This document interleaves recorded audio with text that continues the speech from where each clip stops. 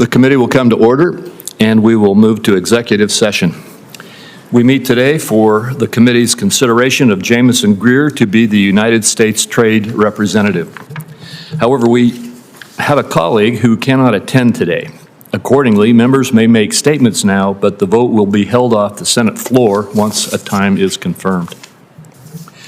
Regarding Mr. Greer, he demonstrated at the hearing that he is more than qualified to be our nation's chief trade negotiator.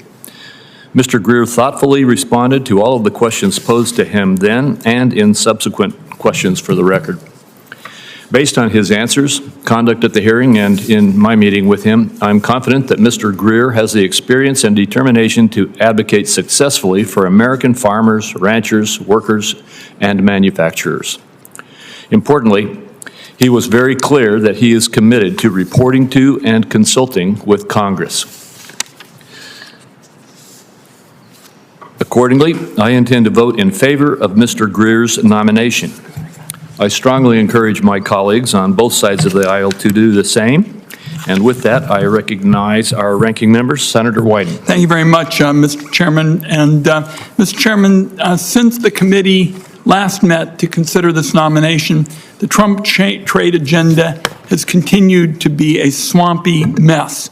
And, obviously they and the president are very good at getting headlines about trade, but we're still coming up way short in terms of getting any sense of what their trade plan is or who, if anybody, is in charge.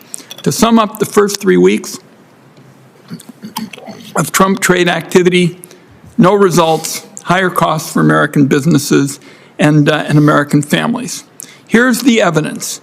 There has been mass uncertainty since last week about how small packages from China and elsewhere would enter the country. The chairman and I have talked a bit more about this because this relates to our part of the world and fentanyl and the like. And this has led to a brief ban by the Postal Service on receiving packages from China at all, and then a rollback of the policy. No results, higher costs for American families and small businesses. There have been new tariff threats against countries around the world. Unclear under what law and which countries or products would be impacted.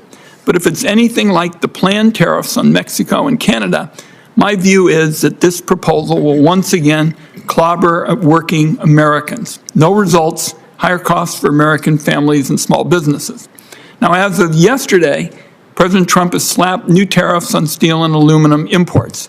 Now, I have supported tariffs on steel and aluminum in the past.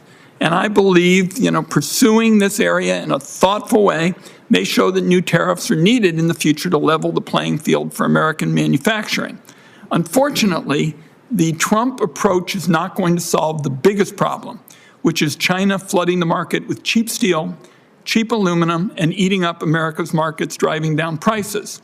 It is yet again wasting time on what amounts to big headlines, flashy headlines, attacking Canada and other allies instead of trying to help steelworkers on the front lines of a global economic war. Again, no results, higher costs for families and small businesses.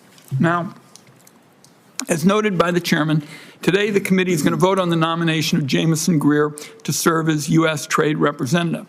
I want to make it clear that I have talked to Mr. Greer over the years, and I've always found him friendly and looking to be constructive. I just have come to the conclusion he's not going to influence the administration to make the global economy work better for typical Americans, and that he is just going to be unable to be the administration's leading voice on trade as the law requires. If confirmed, I believe he's going to end up being a rubber stamp for more trade chaos. The president campaigned on slapping blanket tariffs on all imported goods, imposing a multi-trillion-dollar tax on everything American families buy from other countries, and obviously this would be money that would be used to pay for the tax breaks for billionaires. As far as I can tell, Mr. Greer appears to be in lockstep with President Trump, including supporting the use of tariffs for revenues, which is a tax that hits working Americans the hardest. He seems to have no quarrel with Donald Trump's sweeping tariffs on Canada, Mexico, and China, with no strategy or plan to leverage them into trade wins for American stakeholders. These tariffs have already halted investment in manufacturing. Let me say that again. These tariffs have already halted crucial investment in manufacturing, and fully imposed are going to cost the typical U.S. household over $1,200 a year. Targeted and strategic tariffs, in my view, can be a useful tool to address unfair trade practices and level the playing field for American workers and businesses. The sweeping tariffs Donald Trump has proposed and Mr. Greer seems to be supporting are going to jack up prices, cause shortages of necessities like healthcare and housing, and most importantly, drive up inflation. I simply do not have confidence that Mr. Greer will be in the room for important trade and tariff decisions, unlike previous representatives of this office. He has said Donald Trump's use of tariffs to settle scores on issues unrelated to trade are not a trade issue, and therefore not something he would expect to be involved with if confirmed. It's unclear what influence over critical trade decisions Mr. Greer would have in the administration, or whether he would have any at all. We need someone who's at USTR who doesn't pass the buck and is empowered to speak with authority both to the Senate Finance Committee and on the administration's trade policy, and to the President on the needs of the American people, particularly their needs on these crucial trade issues. Mr. Greer is not that person, and I'm going to vote against him. Thank you, Senator Wyden. And I see there are no other senators here to make a statement at this time.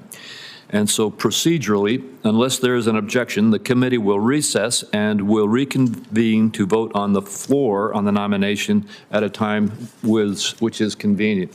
Members will be notified when that timing is confirmed. Without objection, it is so ordered, and the committee stands in recess. Okay.